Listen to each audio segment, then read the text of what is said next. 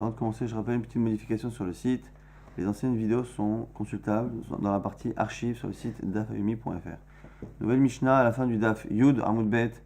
Omer lachulin shochalach lakacher veladechi tahor tame notar pigul asur.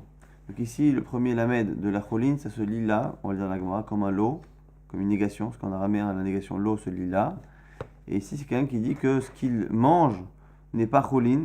Donc si c'est pas Cholin Yochol, ça veut dire que c'est un korban, c'est pas Kacher, c'est pas Tahor, Tamé, Notar, Pigoul, tous ces choses-là, tous ces langages-là parlent de près ou de loin de sacrifice, et donc ça veut dire que ce qu'il va manger en rapport avec un sacrifice, et c'est un éder qui interdit l'objet, la nourriture comme un sacrifice.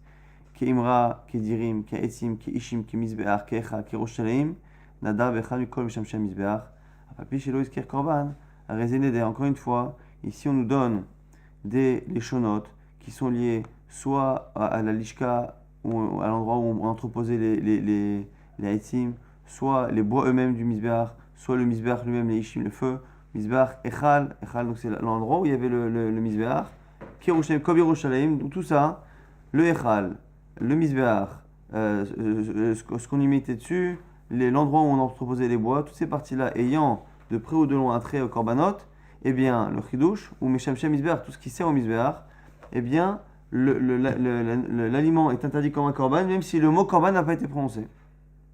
Rabbi Yehuda nous dit Ha-Omer Yerushalayim lo amar klum. Celui qui ne dit pas que c'est interdit comme Yerushalayim, mais qui dit c'est interdit Yerushalayim. Il ne dit pas comme, il dit Yerushalayim.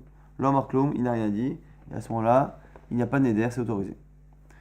La Gemara dit savoir maï la choulin. C'est quoi la choulin? Parce que normalement, les choulin, au contraire, les choulin, c'est que c'est choulin. Donc si c'est choulin ce que je mange, c'est caché. Alors, il m'a dit non, là les choulin. Le lamed se lit, là il se prononce avec un patach ici, là les choulin. Ce que je vais manger n'est pas choulin. Là les choulin les heve. Et la korban. Et donc c'est un korban. Donc ici, finalement, dans le premier cas de la Mishnah, le neder on l'apprend par une déduction. Puisqu'il a dit que ce qu'il mange n'est pas choulin, si c'est pas choulin, c'est forcément kodashim. Très bien. Donc ça veut dire que l'on apprend ici un neder par une déduction. L'agma dit ça peut pas être Rabbi Meir. L'agma dit Manimatiti, c'est qui le Tana la Mishnah? Rabbi Meir, si c'est Rabbi Meir, c'est pas possible. Dites les mikla lav, atashomahen, lui il a un principe. D'une négation, tu n'apprends pas le positif. C'est-à-dire que tu ne peux pas déduire. D'où on l'apprend Rabbi Meir Omer. Kol tnai shinok kitnai bnegad ou bne Reuven, enot nai.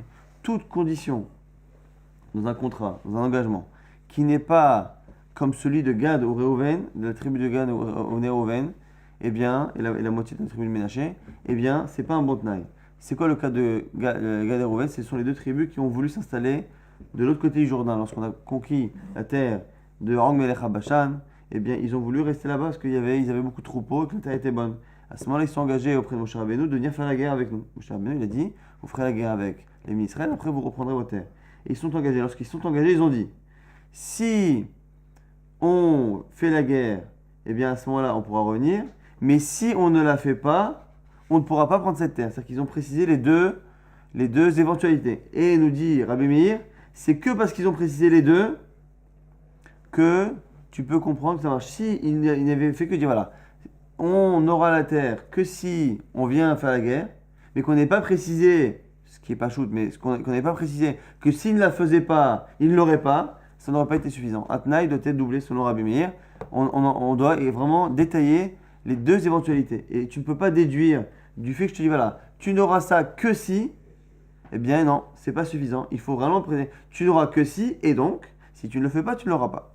Et donc, du coup, ici, c'est la même chose. C'est pas parce que j'ai dit que ce que je mange n'est pas choulin que ça m'engage à dire qu'il est korban. Même si, au niveau de la logique, si c'est pas choulin, c'est forcément korban. Donc, la Mishnah, c'est qui? Là, c'est Rabbi Yehuda. La Gemara dit c'est un problème. C'est vrai que c'est Rabbi Yehuda, mais la fin, ça a l'air de ne pas être Rabbi Yehuda. Pourquoi?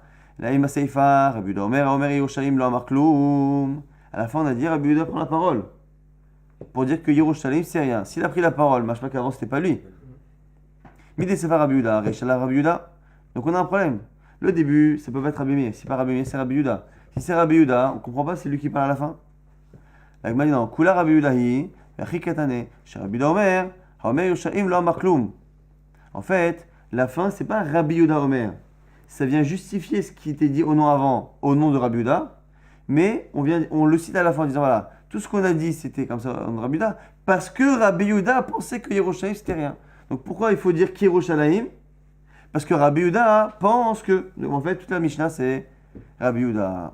Donc pour l'instant ça va encore. On peut imaginer des fois qu'à la fin de la Mishnah, on cite un Tana et en fait c'est pas lui qui parle pour la première fois, c'est juste qu'on est venu expliquer ce Tana qui parle depuis le début. Que depuis le début c'est Rabbi Yehuda, parce que Rabbi Yehuda il pense comme ça dans Yerushalayim. Là maintenant là, on va avoir une vraie objection, c'est quoi? C'est Chama Yerushalayim, les Rabbi Yehuda Mimitza. Là même le début de la Mishnah, si tu dis que c'est Rabbi Yehuda, c'est-à-dire que quand on a dit que Yerushalayim, comme Yerushalayim, à ce moment-là c'est Assour. Yerushalayim tout court, c'est pas Assour. Cet objet, cet aliment, il est comme Yerushalayim, c'est Assour. Il y a un problème. Pourquoi?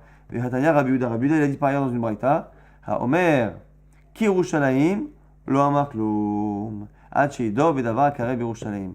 Quelqu'un qui dit qu'un aliment, il est interdit comme Yerushalayim, ça ne marche pas le neder.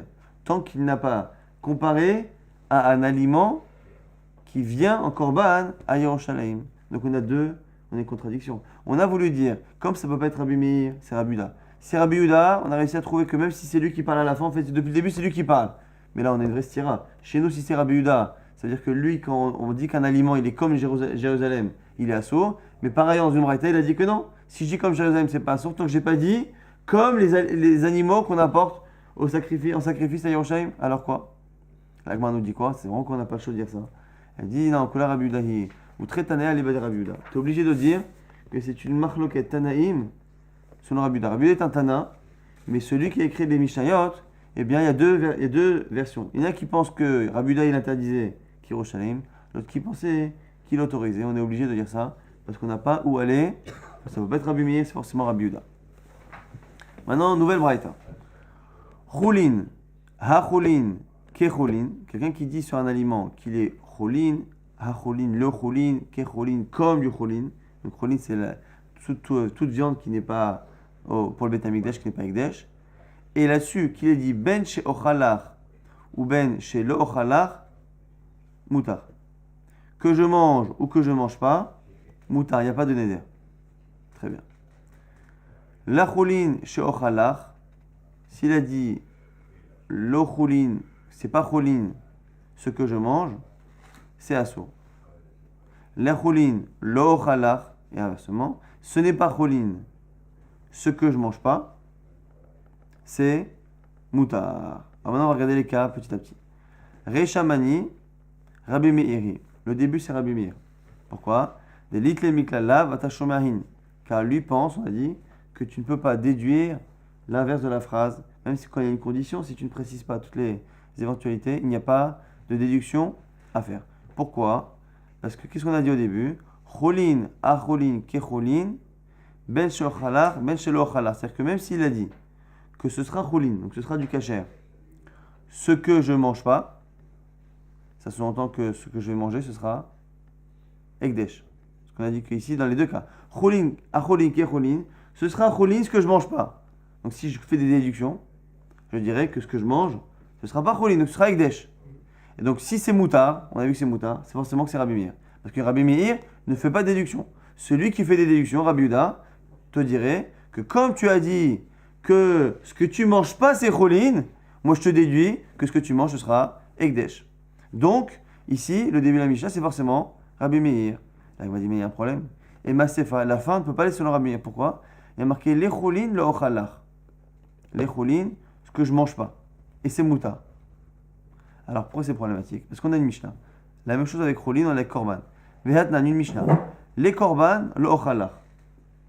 Ce que je ne mange pas chez toi, c'est korban. Rabbi Meir osser. Rabbi Meir dit que c'est assour. Les kashalan, on objecte. On dit mais pourtant, alit le miklalav, atashomahin. Parce que là-bas c'est quoi? La korban. La korban, ça veut dire quoi? Ce ne sera pas korban, ce que je ne mange pas. Donc si on dit c'est pas korban, ce que je ne mange pas chez toi, ça veut dire qu'on pourrait déduire que ce sera korban, ce que je mange. Mais ça, c'est pas Rabbi Meir qui fait ce raisonnement-là. Donc comment Rabbi Meir peut dire ça là-bas? Amar Rabbi Aban, à sa grand-mère, les korban ihye, virgule, les fichar lo ochalach. En fait, ici, le lamed, on peut le lire de manière. Soit c'est la korban, c'est pas korban ce que je mange. On met en une seule phrase et le lamed est une négation. Quand on a vu un jour que Rabbi Meir, il interdisait un cas comme ça, alors que lui ne peut pas dire la korban, ce n'est pas un korban, ce que je mange pas, et donc c'est un korban ce que je mange, ça c'est un raisonnement qui ne peut pas être Rabbi Meiri. Donc du coup, qu'est-ce qu'on fait? On a dit non, en fait il y a d'autres manières de dire pour Rabbi Meir. C'est quoi? C'est pas la korban, c'est pas un korban, c'est les korban, c'est un korban, virgule, déduction, lo halach, donc je mange pas chez toi. C'est pas que ce que je mange pas, c'est pas lié au korban. Le korban n'est pas un COD de la fin de la phrase. Donc c'est pas un korban ce que je mange pas chez toi et donc c'est un korban ce que je mange chez toi. C'est un korban, les korban, virgule, donc lo halach. Donc on a vu que dans certains cas, Rabbi Meir il interdisait comme ça. Achanami chez nous pareil. Achanami ka'amale la chulin leheve les fichach lo halach. Donc la fin de chez nous de la braïta, quand on la regarde maintenant, c'est quoi? C'est l'echulin, le ochalach, il a dit moutar. Mais ça doit être assuré sur le Rabbi Meir. Pourquoi? Parce que l'echulin, la chulin, c'est pas chulin. Et comme c'est pas chulin, donc c'est ekdesh, le ochalach, j'en suis chez toi. La Gemara dit, haïtana, ça va là, ke Rabbi Meir, bechada, ou palig ale bechada. Ça aussi, des fois, on n'a pas le choix, on dit ça, c'est-à-dire que quand on a une Mishnah, la Mishnah elle peut être soit Rabbi Meir, soit Rabbi Yehuda, soit parfois ni l'un ni l'autre, mais en fait, c'est quand on dit que la Mishnah elle est Rabbi Meir, comme ce qu'on dit depuis le début, elle n'est pas forcément Rabbi Meir lui-même. Elle est un autre Tana qui, dans ce domaine, pense qu'on va bien. Parce que Rabbi Meir et Rabbi Yehuda sont en discussion sur un sujet que tout le monde est obligé de traiter. Est-ce que, quand on s'engage, la condition doit être doublée ou pas? Une fois qu'il y a Rabbi Meir et Rabbi Yehuda, tous les autres Tanaïm sont obligés de se ranger dans un camp ou dans l'autre. Il se peut ici que le Tana qui est parlé, il pense comme Rabbi Meir qu'on ne peut pas apprendre un Tanaï, une condition, sauf si on la double. Donc le début, par exemple, de la Braïta, c'est bien la Shita, la vie de Rabbi Meir, mais c'est pas Rabbi Meir lui-même qui parle, c'est la vie de Rabbi Meir sur ce sujet-là. Et donc du coup, quand je dis ce sera Cholin, ce que je mange pas, je ne peux pas déduire que ce que je mange ce sera Ekdesh, donc c'est la Shita de Rabbi Meir. Maintenant, quand à la fin, tu vois un cas où par ailleurs Rabbi Meir interdirait, parce qu'il a une manière de lire en disant c'est pas Cholin, virgule, donc je ne mange pas, ce deuxième avis de Rabbi Meir, eh ben le Tana Mishnah n'est pas obligé de le penser. Si c'est Rabbi Meir lui-même qui écrit, Rabbi Meir il est obligé de penser toujours comme Rabbi Meir. Mais si c'est juste un troisième Tana qui a décidé par rapport au Tana et à la condition de penser comme Rabbi Meir qu'il faut toujours doubler, après dans le deuxième sujet, il n'est pas obligé de penser comme lui, qu'on lit parfois la phrase en disant comme ça. Alors vous allez me dire, des fois on est marmir parce qu'on lit plusieurs fois, et là on a l'impression d'arriver que Stam Nedarim l'Achmir. On a Stam, quand on a un doute, on est marmir parce qu'on part du principe que le bonhomme il veut s'engager.